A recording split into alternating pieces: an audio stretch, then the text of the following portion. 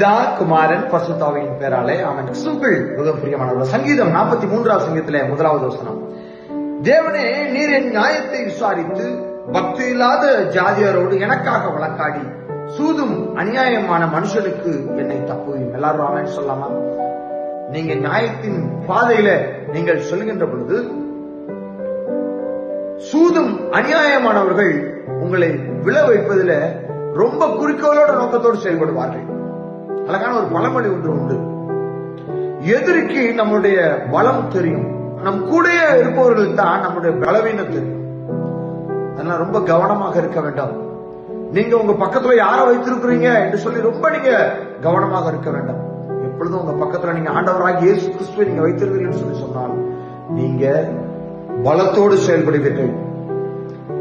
கெட்ட மனிதர்களுடைய சகவாசம் உங்க பக்கத்துல இருக்கின்ற பொழுது அது உங்களுக்கு பலவீனமானதான காரியங்களை ஏற்படுத்தும். சூதும் அநியாயமான மனுஷர்கள் நீங்க பழகின்ற பொழுது, அவர்களோடு கூட நீங்க இசைந்து வாழ்கின்ற பொழுது, அவர்கள் உங்களுடைய பலவீனங்களை அறிந்து கொண்டு உங்களை வீழ்த்துவதற்கு ஏதுவாக அவர்கள் செயல்படுவார்கள்.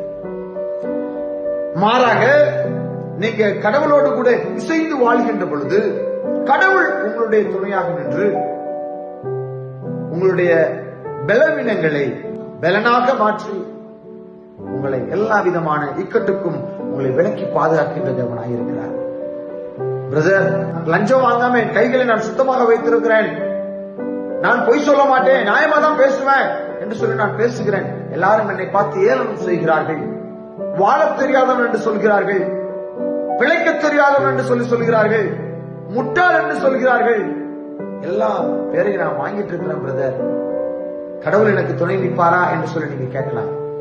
கர்த்தர் உங்களுடைய பலனாக இருந்து உங்களுக்கு அவர் உதவி செய்கிறாருங்க.